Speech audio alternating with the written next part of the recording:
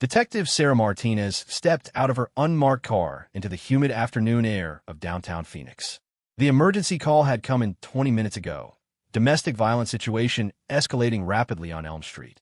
As she adjusted her badge on her belt, she could already hear shouting from the two-story house ahead.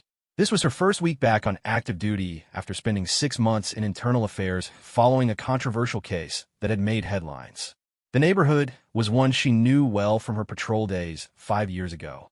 Back then, she was fresh out of the academy, eager to make a difference. Now, at 32, she carried the weight of experience and a few scars that weren't visible on the surface. Her partner, Detective Mike Rodriguez, was supposed to meet her here, but his car was nowhere to be seen. She checked her radio. Still no word from him. Sarah had worked hard to get where she was. Growing up in a single-parent household in the same city she now served, she watched her mother struggle to make ends meet while her father was in and out of prison.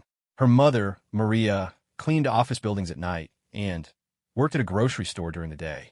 Sarah remembered falling asleep to the sound of her mother's tired footsteps coming home after midnight, only to wake up to the smell of breakfast and see her mother getting ready for another day. Mija, her mother would say, education and hard work are the only things that can change your life. Remember that. Sarah had taken those words to heart.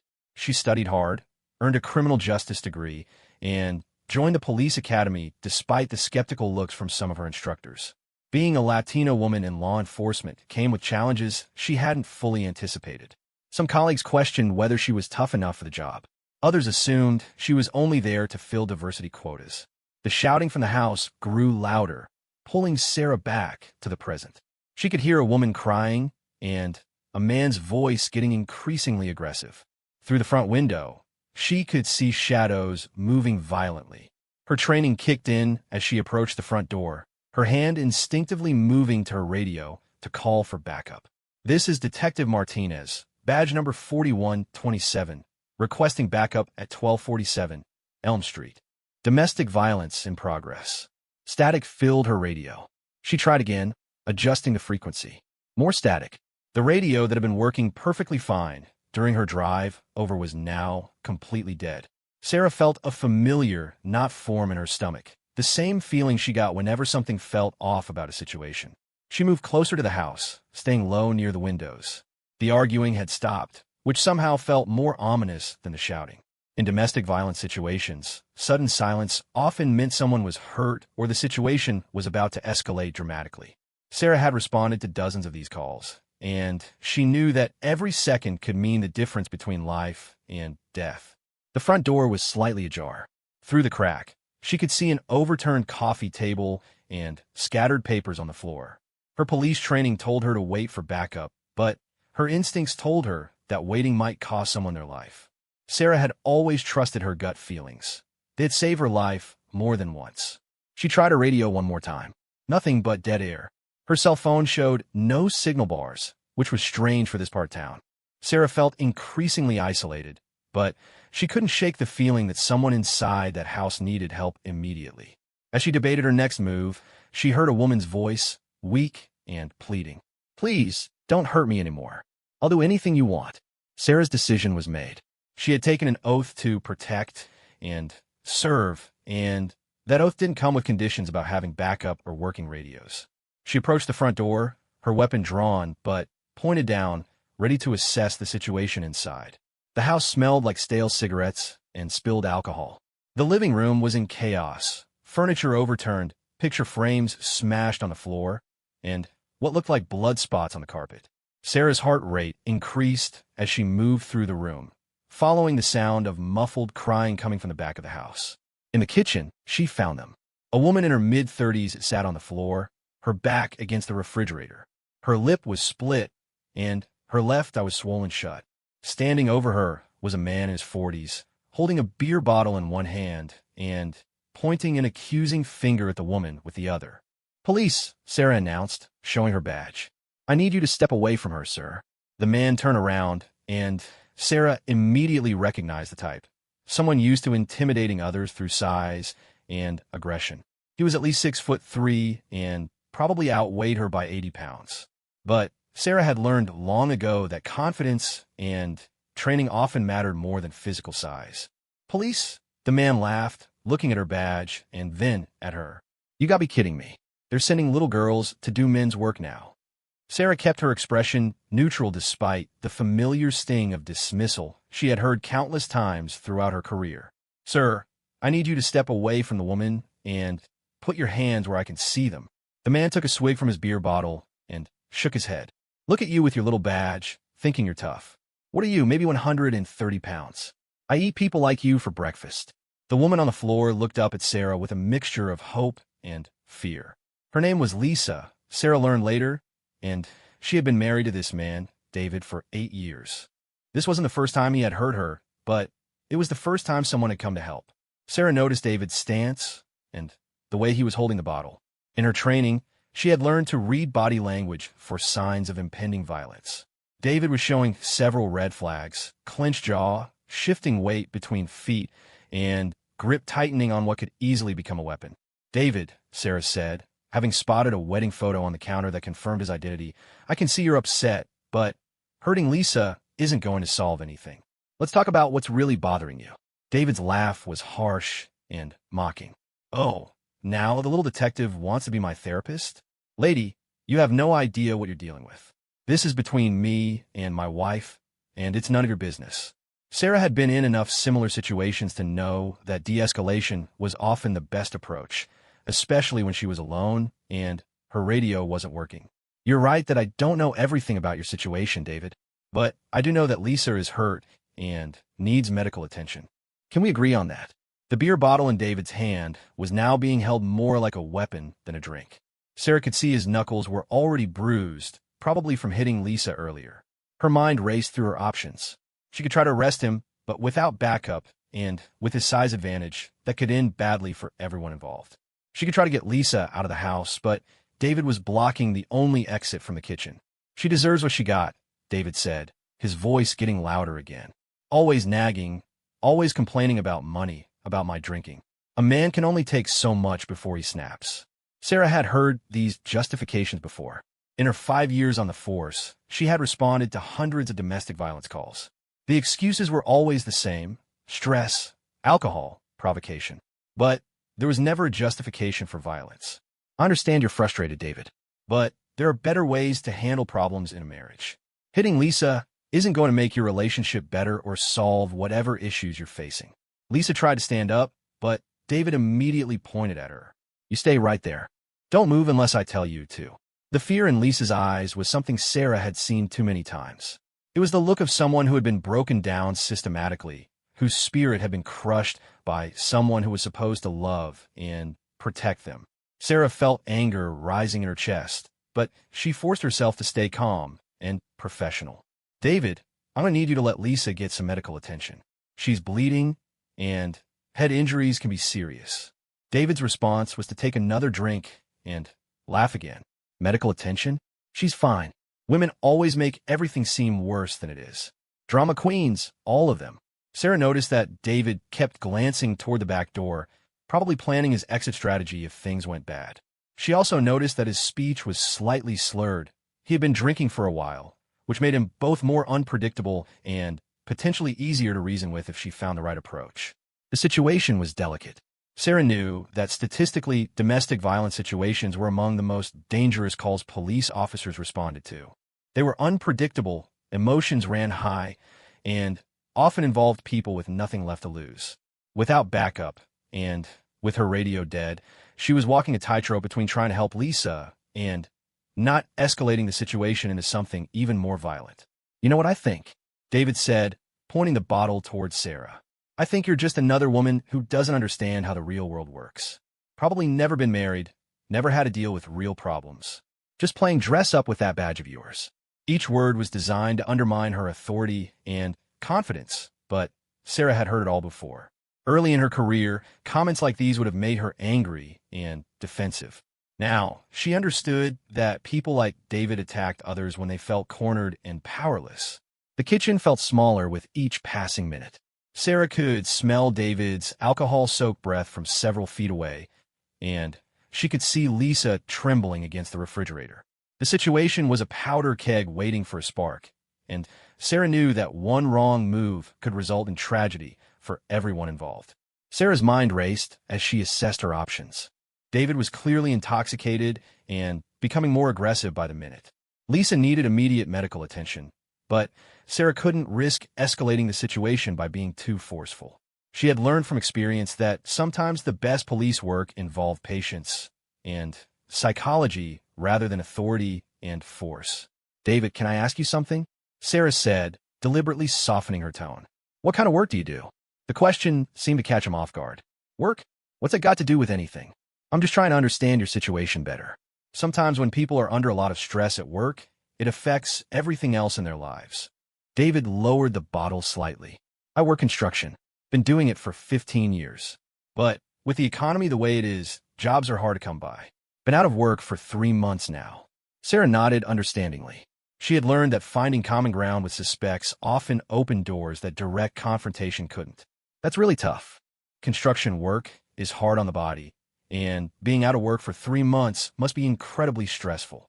Finally, someone who gets it, David said, though his grip on the bottle remained tight. Do you know what it's like to be a man who can't provide for his family? To have your wife constantly reminding you that the bills are piling up? Lisa started to speak, but Sarah gave her a subtle hand signal to stay quiet. In situations like this, allowing the aggressor to vent while maintaining control was often more effective than immediate confrontation. I can imagine how frustrated you must feel, Sarah continued. But, David, taking that frustration out on Lisa isn't going to bring back your job or pay the bills. In fact, if you hurt her seriously, you could end up in jail, which would make the financial situation even worse. David's expression shifted slightly. For a moment, Sarah thought she might be getting through to him. But then his face hardened again. Don't try to psychoanalyze me, lady. I know what you're doing. You think because you have that badge, you can come into my house and tell me how to live my life. The contempt in his voice was thick. Sarah had encountered this attitude before. Men who saw female police officers as imposters, people playing at a job they weren't qualified for. It was exhausting, but she had learned not to let it affect her judgment. I'm not here to tell you how to live your life, David. I'm here because someone called 911 reporting that someone was in danger. My job is to make sure everyone is safe. David laughed again, the same mocking sound that had started this whole conversation. Safe? The only person who's not safe here is me, with some little girl cop pointing a gun at me in my own house. Sarah realized she still had her weapon drawn, though it was pointed down. She made a calculated decision and holstered it, showing her hands to David. I'm putting my gun away, David. I'm not here to hurt you. I just want to make sure Lisa gets medical attention, and then we can talk about what happens next. This seemed to surprise David. Most of his interactions with police had probably involved escalation rather than de-escalation. Sarah's approach was deliberately different from what he expected. Lisa took advantage of the momentary calm to speak up. David, please. I need to go to the hospital.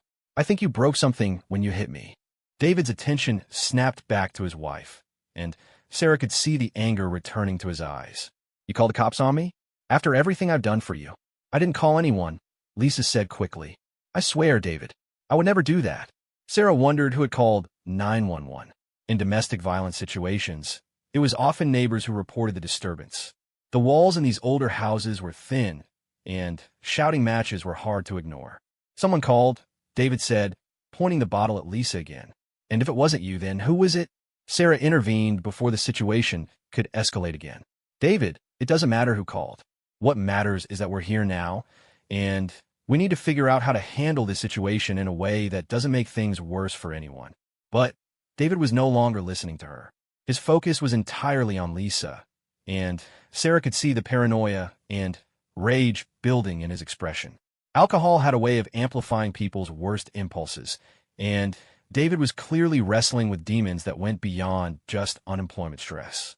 You know what I think? David said to Lisa, I think you've been planning this. I think you called the cops so you can make me look like the bad guy. Maybe you've been talking to that lawyer downtown, thinking about divorce. Lisa's eyes widened with fear. David, no. I would never. I love you. I just want us to work things out. Sarah recognized the classic pattern of an abused spouse trying to calm their abuser. Lisa's words were chosen carefully, designed to avoid triggering more violence. Sarah had seen this dance hundreds of times, and it always broke her heart. David, Sarah said, try to regain his attention. Lisa is hurt and needs medical care. Let's focus on that first, and then we can sort out everything else. David turned back to Sarah, and she could see something dangerous in his eyes. The brief moment of calm was over. You know what your problem is? He said, moving closer to Sarah. You think that badge makes you special. You think it gives you power over people like me. Sarah stood her ground, though every instinct told her to step back. David was now close enough that she could smell not just alcohol on his breath, but also the sour smell of someone who hadn't showered in days. I don't think the badge makes me special, David. I think it means I have a responsibility to help people when they need it. David's laugh was bitter. Help people? You want to know what kind of help your people gave me? 3 months ago, I got pulled over for a broken taillight. Ended up with a DUI because I'd had 2 beers after work. You know what a DUI does to a construction worker? It means you can't drive the company truck, can't get a job sites. Basically ends your career. Sarah listened without defending the actions of other officers. She had learned that sometimes people needed to be heard before they could be helped. That must have been really difficult, she said sincerely. Losing your job because of something like that would be devastating. Devastating. David's voice rose again. It destroyed my life. And now here you are, with your little badge, acting like you care about people. Your people ruined my life. The anger was building again, and Sarah could see David's grip tightening on the bottle. Lisa pressed herself further back against the refrigerator, clearly terrified of what might happen next. Sarah tried a different approach. David, I understand you're angry about what happened with the DUI, but I'm not the officer who pulled you over. I'm just here right now, try to help Lisa get medical attention. Medical attention, David repeated mockingly. She doesn't need medical attention. She needs to learn to keep her mouth shut and stop causing problems. The casual way he dismissed his wife's injuries made Sarah's anger flare, but she kept her expression neutral. Getting emotional now would only make things worse. David, look at her face. She's bleeding, and her eye is swollen shut. Those are signs of serious injury that need to be checked by a doctor. David glanced at Lisa dismissively. She's fine. Women always exaggerate everything. Drama queens looking for attention. Sarah had heard this attitude before, and she knew it was often a way for abusers to justify their actions. If the victim wasn't really hurt, then the abuse wasn't really that serious. It was a mental gymnastics routine that allowed people like David to continue hurting others without confronting the reality of what they were doing. The kitchen felt increasingly claustrophobic. Sarah was acutely aware that she was alone, with no backup, no working radio, and facing a man who was clearly unstable and potentially violent. But she was also aware that Lisa's life might depend on how she handled the next few minutes. David moved closer to Sarah again, and this time she could see that his eyes were bloodshot and unfocused. He wasn't just drunk, he was very drunk, which made him even more unpredictable. You want to know what I think about you and your badge, he said, swaying slightly as he spoke. I think it's a joke. I think they gave you that badge because they needed to fill some quota, not because you earned it. Each word was designed to cut, to undermine her confidence and authority. Sarah had heard variations of this speech from other men who couldn't accept being challenged by a woman in uniform. I think, David continued, that if things got really serious here, really dangerous, you'd probably wet yourself and run away crying. Sarah met his gaze steadily. Well, David, I guess we'll have to agree to disagree about that. Her calm response seemed to frustrate him even more. He had expected her to get angry, to react emotionally, to prove his point about women being too emotional for police work. You know what? David said, raising the bottle. I'm tired of playing games with you. This is my house, that's my wife, and I want you to leave. Right now. Sarah knew she couldn't leave. Even if her pride would allow it, which it wouldn't, she couldn't abandon Lisa to whatever David might do once the police were gone. Domestic violence situations often escalated after police left, especially when the abuser felt humiliated by the intervention. I can't leave until I know Lisa is safe, David. That's just not going to happen. David's face contorted with rage. Can't leave? Did you just tell me you can't leave my house when I'm telling you to get out? The situation was spiraling toward violence, and Sarah knew it. David was drunk, angry, humiliated, and looking for a way to reassert control over a situation that had spun beyond his power. In her experience, men like David often chose violence when they felt cornered. Sarah's training kicked in. She subtly shifted her stance, positioning herself so she could move quickly if needed. She kept her hands visible, but ready to defend herself or reach for her weapon if necessary. David, I understand you wanted to leave, but Lisa needs medical attention, and I have a legal obligation to make sure she gets it. David raised the bottle higher, and Sarah could see that he was seriously considering using it as a weapon. The next few seconds would determine whether this situation ended with everyone safe or with someone seriously injured. Legal obligation? David spat. I'll show you what I think about your legal obligations. Time seemed to slow down as David raised the bottle above his head. Sarah's years of training and experience condensed into split-second decision-making. She could draw her weapon, but that would likely escalate the situation beyond any chance of peaceful resolution. She could try to physically restrain David, but his size advantage made that risky. Instead, she chose to trust in her ability to read people and situations. David, stop, she said in a calm but firm voice. Think about what you're doing. If you hit a police officer with that bottle, your life will never be the same. You'll go to prison for years, not months. David hesitated, the bottle still raised. Sarah could see the internal struggle playing out on his face. Part of him wanted to lash out, to hurt someone, to regain control through violence. But another part of him understood the consequences of attacking a police officer. You think I care about prison? David said, but his voice lacked conviction. My life is already ruined. What's the difference? Sarah recognized this as a crucial moment. People who felt they had nothing left to lose were capable of almost anything. But they were also sometimes reachable if someone could show them that they did still have something worth preserving.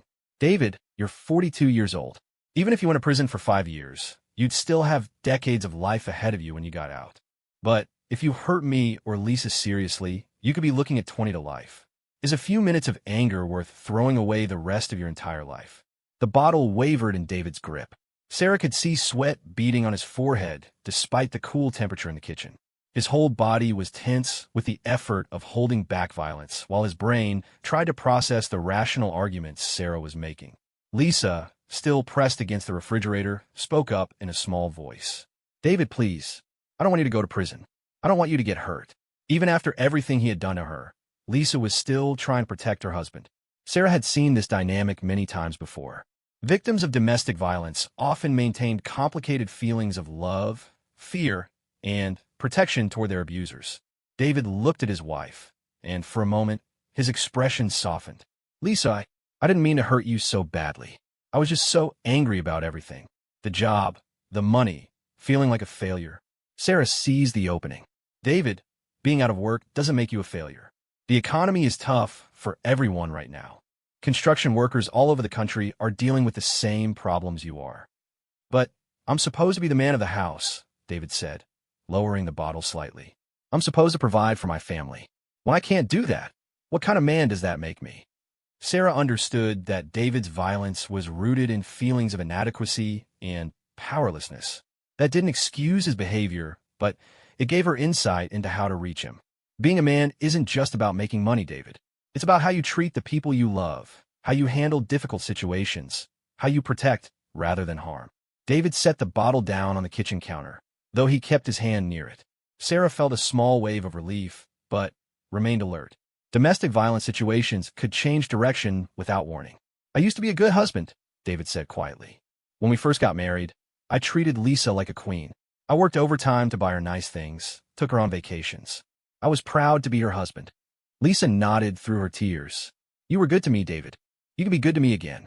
Sarah realized she was witnessing something relatively rare in domestic violence situations, a moment of genuine vulnerability from the abuser. Most of the time, men like David maintained their facade of control and justification even when confronted by police. David, if you want to be a good husband again, the first step is getting Lisa medical attention. Show her that her well-being matters more than your pride. David looked at his wife's injured face as if seeing it clearly for the first time. The alcohol that had fueled his rage was now making him emotional in a different way. God, Lisa, what did I do to you? He said, his voice breaking. Look at your beautiful face. I did that to you. Sarah watched carefully as David approached his wife. She was ready to intervene if he showed any signs of renewed aggression, but his body language had changed completely. The threatening posture was gone, replaced by something that looked like genuine remorse. David knelt down beside Lisa, reaching out as if to touch her injured face then pulling his hand back when she flinched involuntarily. "I'm so sorry," he whispered. "I'm so sorry for everything. The drinking, the anger, hitting you. You don't deserve any of this." Sarah had seen this pattern before, too. The cycle of domestic violence often included periods of remorse and promises to change. The challenge was determining whether this was genuine transformation or just another part of the pattern. Lisa looked up at her husband with a mixture of hope and caution. "Do you really mean that, David?" "I mean it," David said, tears starting to flow down his cheeks. "I hate what I've become. I hate that I hurt the only person who still believes in me." Sarah decided to test David's sincerity. "If you really mean that, David, then you'll let me call an ambulance for Lisa without any argument." David nodded immediately. "Yes, call them. Please. She needs help, and I can't give her what she needs right now." Sarah tried her radio again, hoping the technical problem had resolved itself. Still nothing but static. She pulled out her cell phone, which now showed one bar of signal. "I'm calling 911, she told David. "Are you going to cooperate with the paramedics and with any other officers who arrive?" David nodded again. "I'll cooperate. I just want Lisa to be okay." Sarah dialed 911 while keeping one eye on David. Despite his apparent change in attitude, she knew that drunk, emotional people could become violent again without warning. 911, what's your emergency? This is Detective Sarah Martinez, badge number 4127. I need an ambulance and backup at 1247 Elm Street. I have a domestic violence victim who needs medical attention. Copy that, Detective Martinez. Ambulance and backup are en route. ETA approximately 8 minutes. Sarah hung up and looked at David. "Help is coming." "David, I need you to understand that even though you're cooperating now, there are going to be consequences for what happened here today." David wiped his eyes with the back of his hand. "I know. I deserve whatever happens to me. I just hope Lisa can forgive me someday." Lisa struggled to stand, and both Sarah and David moved to help her. Sarah noticed that Lisa favored her left side and winced when she put weight on her left foot. "Lisa, beside your face, are you hurt anywhere else?" Sarah asked. "My ribs hurt really badly," Lisa admitted. "And my ankle. I think I twisted it when I fell." Sarah felt anger rising again at the extent of Lisa's injuries, but she kept her focus on getting the medical help Lisa needed. "David," Sarah said, "Lisa has multiple injuries. This isn't just a case of domestic violence anymore. Depending on how serious her injuries are, you could be looking at felony assault charges." David's face paled. "Felony? I didn't realize I'd hurt her that badly." "That's the thing about violence, David. Once you start hitting someone, you often don't realize how much damage you're doing until it's too late." The sound of sirens began to fill the air, growing louder as the emergency vehicles approached the house. Sarah felt relieved that help was finally arriving, but she also knew that the most dangerous part of the situation might be about to begin. "David, when the other officers arrive, they're going to want to arrest you. I need you to promise me that you won't resist arrest. If you fight with them, someone could get hurt, including you." David nodded solemnly. "I won't resist. I know I messed up. I know there have to be consequences." Sarah heard car doors slamming outside and the sound of multiple footsteps approaching the house. She called out loudly, "Police officers, we're in the kitchen. Situation is under control, but I need medical attention for an injured victim." 2 patrol officers entered the kitchen, hands on their weapons but not drawn. Sarah recognized one of them, Officer Tom Bradley, a veteran cop she had worked with before. "Detective Martinez," Officer Bradley said. "What's the situation?" "This is David Thompson," Sarah said, indicating the man beside Lisa. "He's the suspect in the domestic violence call. This is Lisa Thompson, the victim. She has facial injuries, possible broken ribs, and a twisted ankle. Mr. Thompson has been cooperative since I arrived." Officer Bradley's partner, a younger officer Sarah didn't recognize, looked skeptical. "He's been cooperative? For how long?" Sarah understood the skepticism. Most domestic violence suspects weren't cooperative with police. "For the last 10 minutes, Sarah admitted. But the situation was touch and go for a while before that." The sound of additional sirens indicated that the ambulance had arrived. Sarah felt a wave of relief knowing that Lisa would finally get the medical attention she needed. David stood up slowly, keeping his hands visible. "Officers, I'm not going to resist arrest.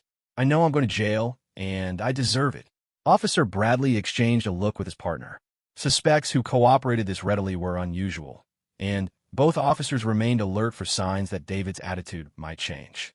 "Mr. Thompson, I'm going to need you to turn around and put your hands behind your back," Officer Bradley said. David complied immediately, turning around and placing his hands behind his back for handcuffing. As the handcuffs clicked into place, Sarah saw tears flowing down his cheeks again. "I'm sorry, Lisa," David said as Officer Bradley began to lead him away. "I'm so sorry for everything." Paramedics entered the kitchen and immediately began examining Lisa. Sarah was struck by how small and fragile Lisa looked surrounded by all the first responders. "Ma'am, can you tell me your name?" one of the paramedics asked Lisa. "Lisa Thompson," she replied softly. "Lisa, can you tell me what happened to your face?" Lisa glanced toward the doorway where David had been led away, then looked at Sarah. Sarah nodded encouragingly. "My husband hit me," Lisa said quietly. "Multiple times." The paramedic continued his examination while his partner prepared a gurney. Sarah watched as they gently probed Lisa's injuries, noting each area of trauma. "Ma'am, we're going to need to take you to the hospital," the paramedic told Lisa. "You have significant facial swelling, and we need to check for concussion and possible fractured ribs." As the paramedics prepared to transport Lisa, Sarah realized that her work here was far from over. She would need to file a detailed report, potentially testify in court, and follow up on the case as it moved through the criminal justice system. But for now, the immediate crisis was over. Lisa was getting medical attention, David was in custody, and no one had been seriously injured during the confrontation. In her line of work, Sarah had learned to appreciate these small victories. 2 weeks after the incident at the Thompson house, Sarah sat in her car outside the courthouse, preparing for David Thompson's arraignment. The case had taken several unexpected turns since that afternoon in the kitchen. Lisa's injuries had been more serious than initially apparent. She had suffered a mild concussion, 3 cracked ribs, and a hairline fracture in her left cheekbone. The charges against David had been upgraded to felony assault. But that wasn't the most surprising development. The most surprising thing was what Sarah had discovered when she finally got her radio working again and called dispatch to report the incident. "Dispatch, this is Detective Martinez reporting the conclusion of the domestic violence call at 1247 Elm Street." Detective Martinez, the dispatcher, had replied, "We don't show any domestic violence calls at that address today." Sarah had stared at her radio in confusion. "What do you mean?" "I received a call about a domestic violence situation in progress at 1247 Elm Street approximately 45 minutes ago." "Ma'am, I'm showing no calls to that address in our system today." "Are you sure about the address?" That's when Sarah realized something strange had happened. Someone had called her directly, not through dispatch. But who? And how had they gotten her personal radio frequency? The investigation into the mysterious call had led Sarah down a path she never expected. Security cameras from a house across the street showed an elderly woman walking up to the Thompson house about an hour before Sarah arrived. The woman had stood on the front porch for several minutes, appearing to listen to something, before walking away quickly. Sarah had canvassed the neighborhood and discovered that the woman was Mrs. Rosa Delgado, an 80-year-old retired teacher who lived 3 blocks away.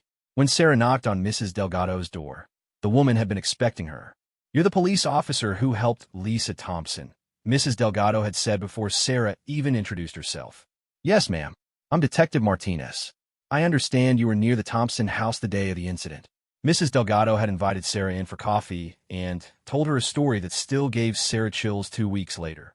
"I was walking my dog, like I do every afternoon," Mrs. Delgado had explained. "When we passed the Thompson house, I heard terrible shouting and crying. I've heard domestic violence before, Detective. My first husband was violent. I know what it sounds like." Sarah had listened carefully as Mrs. Delgado continued. "I want to call 911, but I was afraid. What if they didn't take it seriously? What if they sent a young officer who couldn't handle a big man like David Thompson? I've seen too many cases where the police arrive and just make things worse." "So what did you do?" Sarah had asked. Mrs. Delgado had smiled. "I called my grandson.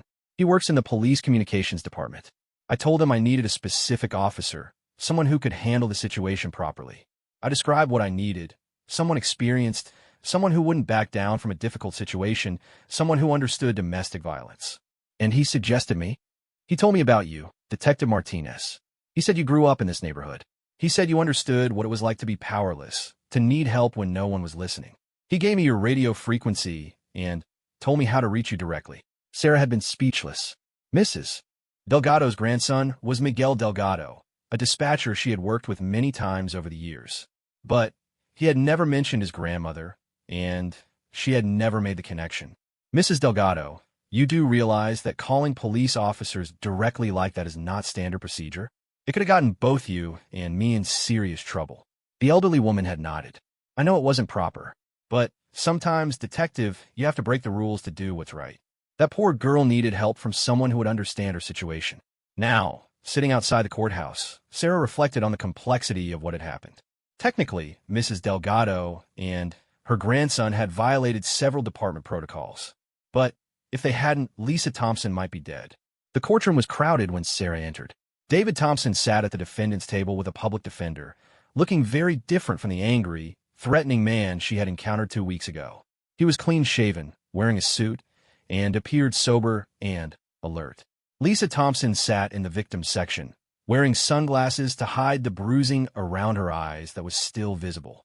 Sarah noticed that Lisa kept looking toward David, her expression unreadable. "All rise," the bailiff called out. The Honorable Judge Patricia Williams presiding. Judge Williams was known for being tough on domestic violence cases. She had a reputation for not accepting excuses and for handing down sentences that reflected the seriousness of these crimes. "We're here today for the arraignment of David Michael Thompson," Judge Williams announced. "Mr. Thompson, you are charged with felony assault in the 3rd degree, domestic violence in the 1st degree, and unlawful imprisonment. How do you plead?" David's attorney stood up. "Your Honor, my client pleads guilty to all charges." A murmur went through the courtroom. Guilty pleas in felony domestic violence cases were uncommon, especially without a plea agreement in place. Judge Williams looked surprised. "Mr. Thompson, has anyone promised you anything in exchange for this guilty plea? Has anyone threatened you or coerced you in any way?" David stood up. "No, Your Honor. No one has promised me anything, and no one has threatened me. I'm pleading guilty because I am guilty. I hurt my wife badly, and I deserve to face the consequences of my actions." Sarah watched as Lisa Thompson began crying quietly. The prosecutor, District Attorney Sandra Chun, looked as surprised as everyone else in the courtroom. "Mr. Thompson," Judge Williams continued, "do you understand that by pleading guilty to these charges, you could face up to 5 years in prison?" "Yes, Your Honor, I understand. And I think I should go to prison. What I did was wrong, and prison might be the only way I can get the help I need to make sure I never hurt anyone again." Judge Williams leaned back in her chair. In 20 years on the bench, she had rarely seen a defendant take such complete responsibility for domestic violence charges. "Ms. Chun," the judge said to the prosecutor, "what is the state's position on sentencing?" D.A. Chun stood up. "Your Honor, given the severity of the victim's injuries and the defendant's guilty plea, the state is recommending the maximum sentence of 5 years in prison, followed by 2 years of supervised probation and mandatory completion of a domestic violence intervention program." Judge Williams turned to David's public defender. "Does the defense have anything to add?" The public defender, a young woman named Jennifer Martinez, stood up. Sarah realized with surprise that she shared the same last name as Jennifer, though they weren't related. "Your Honor, while my client accepts responsibility for his actions and doesn't dispute the charges, I would like the court to consider his cooperation with police at the scene and his voluntary enrollment in an alcohol treatment program since his arrest." Judge Williams looked at Sarah. "Detective Martinez, I understand you were the responding officer. Can you tell the court about Mr. Thompson's cooperation at the scene?" Sarah stood up. "Your Honor, initially Mr. Thompson was hostile and threatening. However, during the course of my interaction with him, he eventually began to cooperate. By the time backup arrived, he was fully cooperative and surrendered without incident. In your professional opinion, detective, was Mr. Thompson's cooperation genuine, or was it tactical?" Sarah thought carefully before answering. "Your Honor, in my experience, most domestic violence suspects who cooperate with police are doing so tactically, trying to minimize their legal exposure. However, Mr. Thompson's behavior seemed to reflect genuine remorse for his actions and concern for his wife's welfare." Judge Williams nodded thoughtfully. "Mrs. Thompson, would you like to make a statement before I impose sentence?" Lisa Thompson stood up slowly, still wearing her sunglasses. "Your Honor, I love my husband. I know that probably sounds crazy to people who don't understand domestic violence, but I do love him. I also know that he needs help, and I need to be safe." Lisa paused, gathering her thoughts. I don't want David to go to prison for 5 years. But I also can't live in fear anymore. I need to know that if we're going to try to make our marriage work, he's going to get real help for his drinking and his anger. Judge Williams listened carefully. Mrs. Thompson, do you believe your husband can change? I want to believe it, Your Honor. He was a good man when we got married. The drinking and the job stress changed him. Maybe with the right help, he can be that good man again. Judge Williams looked at David. Mr. Thompson, your wife still believes in you despite everything you've done to her. What do you have to say about that? David stood up again, tears visible in his eyes. Your Honor, I don't deserve her faith in me. But if there's any chance I can earn it back, I want to try. I know I have a lot of work to do on myself. Judge Williams took several minutes to review the case file before speaking again. Mr. Thompson, domestic violence is a serious crime that affects not just the immediate victims, but entire families and communities. The fact that you've taken responsibility for your actions is noteworthy, but it doesn't erase the harm you've caused. She paused, looking directly at David. However, I also believe in the possibility of redemption for people who are genuinely committed to change. Therefore, I'm going to sentence you to 3 years in prison, with the possibility of supervised release after 18 months if you successfully complete alcohol treatment and anger management programs while incarcerated. David nodded solemnly. Thank you, Your Honor. I'll complete every program available to me. Additionally, Judge Williams continued, you will complete 2 years of supervised probation upon your release, during which time you will have no contact with Mrs. Thompson unless she initiates it, and it's approved by your probation officer. As the court proceedings concluded, Sarah watched Lisa Thompson leave the courtroom. She looked small and alone, and Sarah found herself wondering what would happen to her over the next 18 months while David was in prison. Outside the courthouse, Sarah was surprised when Lisa approached her. Detective Martinez, can I talk to you for a minute? Of course, Lisa. How are you feeling about everything that happened today? Lisa removed her sunglasses, revealing that while the bruising had faded, there were still visible marks around her left eye. I wanted to thank you for what you did that day. I know David was threatening and difficult, but you didn't give up on either of us. Sarah felt a lump in her throat. Lisa, you don't need to thank me. I was just doing my job. No, Lisa said firmly. You were doing much more than your job. You could have just arrested David immediately or escalated the situation. Instead, you found a way to de-escalate things and get me the help I needed. I think you saved both of our lives that day. Sarah didn't know what to say. In her 5 years as a police officer, she had responded to hundreds of calls, solved dozens of cases, and helped countless people.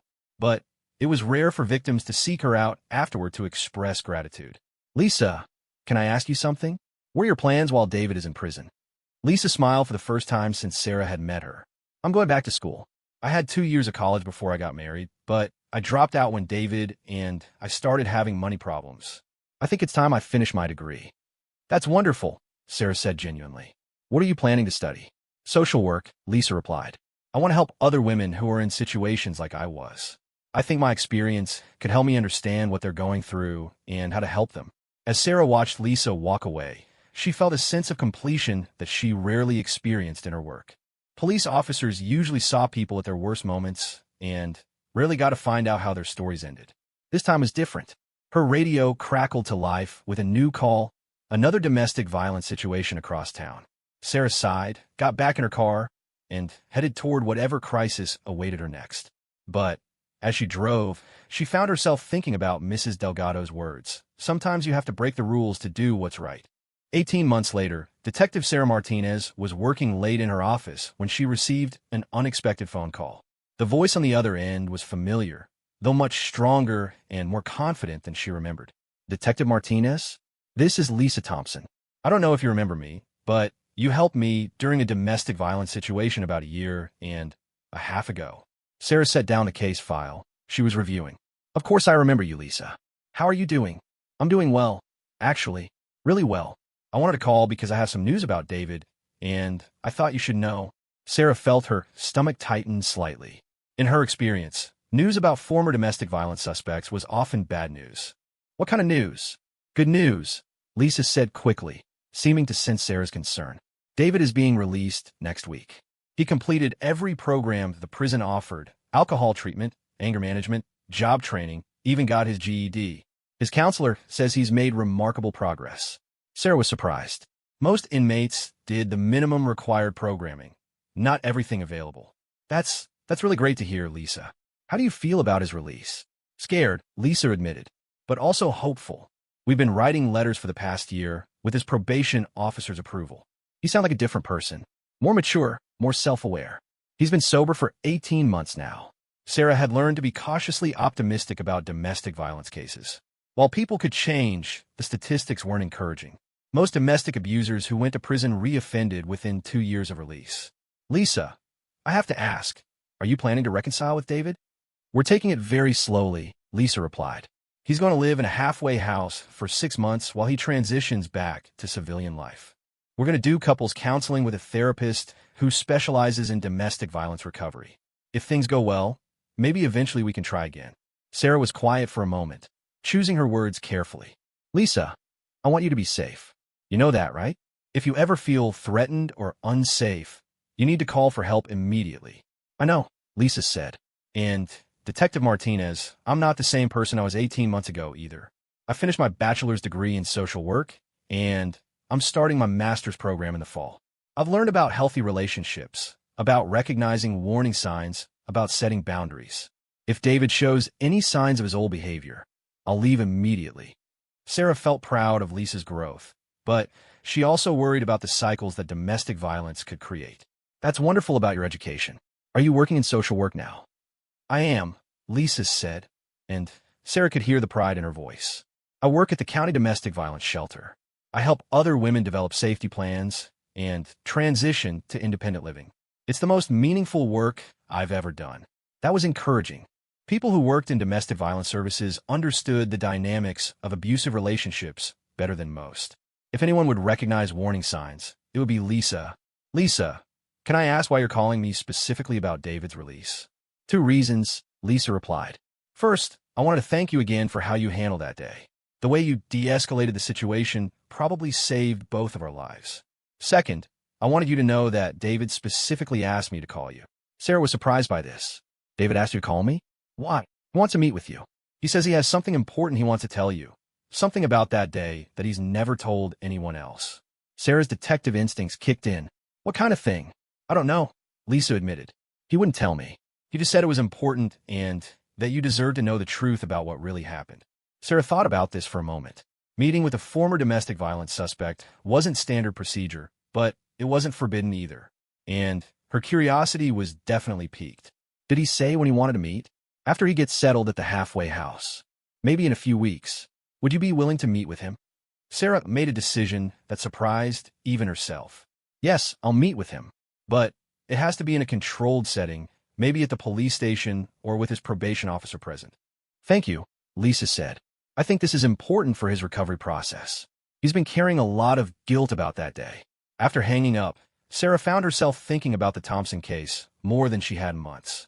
She had always felt that there were missing pieces to that day, things that didn't quite add up. Maybe David's confession would provide some answers. 3 weeks later, Sarah sat across from David Thompson in an interview room at the police station. David's probation officer, a seasoned professional named Marcus Johnson, was also present.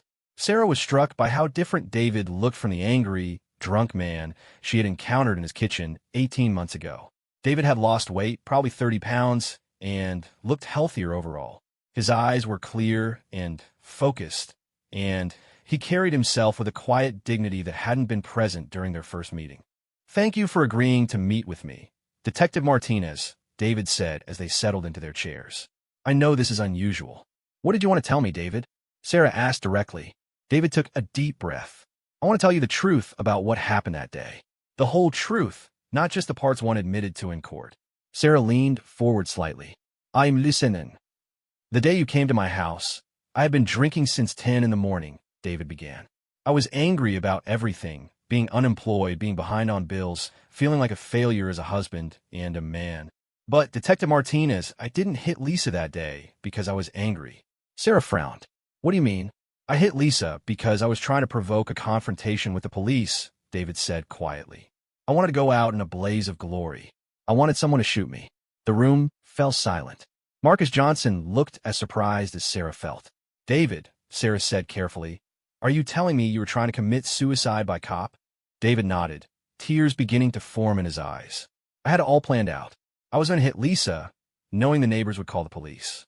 Then, when the cops arrived, I was going to attack them with a weapon, hoping they would kill me. Sarah felt a chill run down her spine. The beer bottle. Yes, David confirmed. I was planning to attack you with that bottle, hoping you would shoot me in self-defense.